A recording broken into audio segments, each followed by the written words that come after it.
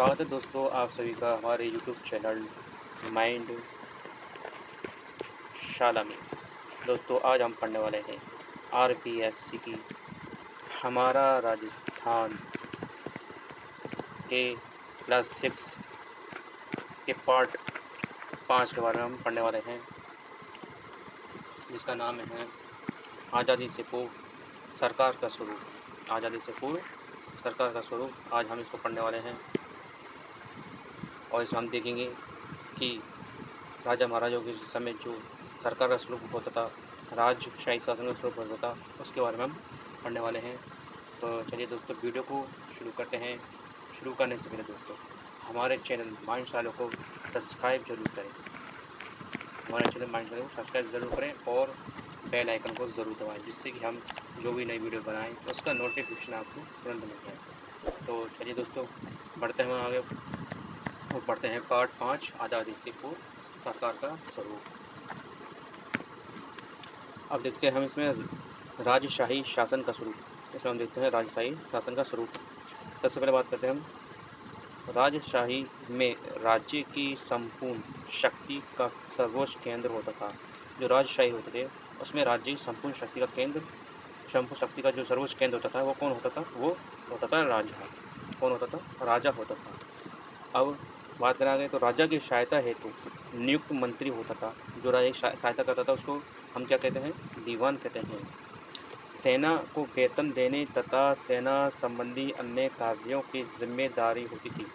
तो ये जो सेना को वेतन देना होता था, सेना संबंधी जो अन्य की कार्य की जिम्मेदारी होती थी, जैसे उनकी वेशभूषा को लेकर, उनके हथियारों को लेकर, किस सैनिक के पास कौन सा घोड़ा है, हाथी है, कितने घुड़सवार हैं, कितने पैदल सैनिक हैं, उन सब की जो जानकारी, जो जिम्मेदारी होती थी कार्य करने की, वो होती थी बख्शी की। वो सब कार्य बख्शी की देख रेख में होते थे। आमदनी, खर्च, बचत का हिसाब कौन सुरक्षित रखता था? तो वो रखता था खजांची।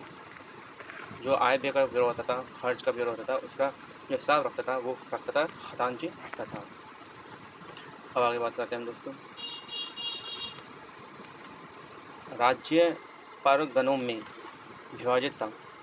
परगने का अधिकारी होता था। राज्य जो होता था वो परगनों में विभाजित था और परगने का अधिकारी कौन होता था? परगना अधिकारी। कौन होता था अधिकारी? परगना अधिकारी होता था।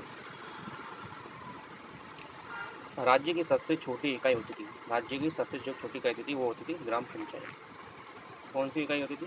ग्राम पंचायत में सबसे छोटी इकाई होती थी। ग्राम का प्रशासन का कार्य करती थी। ग्राम का प्रशासन का कार्य करती थी। कौन करती थी? ग्राम पंचायत करती थी। सबसे छोटी इकाई होती थी राज्य की, उसमें प्रशासनिक कार्य था, उसका कार्य को करती थी ग्राम पंचायत थी। अब आगे बात करते हैं दोस्तों।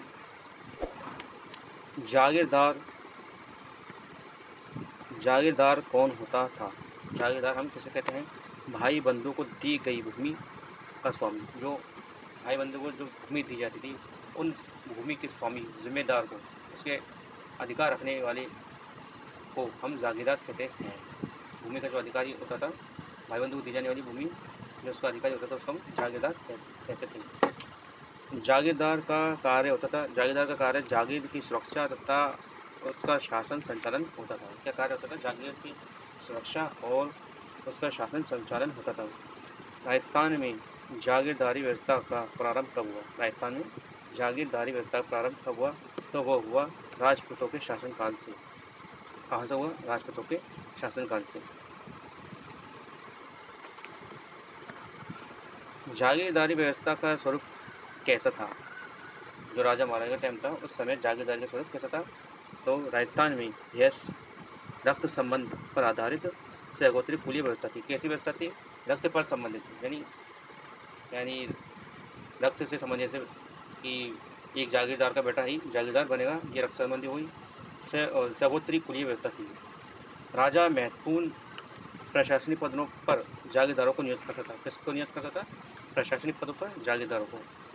राजा और जागीरदार के संबंध स्वामी और सेवक के नहीं होते थे, बल्कि भाईचारे एवं सौहार्द पर आधारित होते थे। किस पर आधारित होते थे? जो राजा और जागीरदार के संबंध थे वो स्वामी और सेवक पर नहीं होते थे। किस पर? आधारित होते थे वो भाईचारा पर आधारित होते थे, सौहार्द पर आधारित होते, यानी भाई भतीजावाद हुआ करता था। अब हम आगे बात करते हैं दोस्तों, मध्यकाल में जागीरदारी का कार्य था। मध्यकाल में जागीरदारी का कार्य था। जो जागीरदार था उसका मध्यकाल में क्या कार्य था?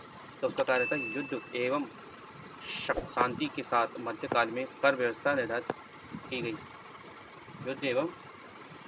युद्ध व शांति के साथ मध्यकाल में कर व्यवस्था निर्धारण करने का कार्य था।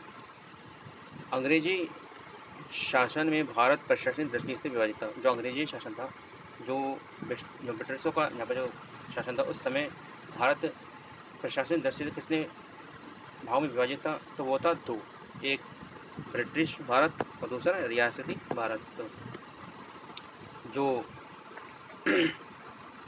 जो अंग्रेजों के अधिकार में होती थी वो उसे ब्रिटिश भारत कहते थे। जो राजा महाराजाओं के अधिकार में जो रियासतें होती थी वो उसको रियासती भारत कहते थे। ब्रिटिश कालीन भारत बटा हुआ था। ब्रिटिश कालीन जो भारत था वो किस में बटा हुआ था? वो केंद्र शासित प्रदेशों में तथा 11 प्रांतों में बटा था। किसने? केंद्र शासित प्रदेशों में बटा था और 11 प्रांतों में बटा था। अंग्रेजी शासन में गवर्नर किसके प्रति उत्तरदायी होता था?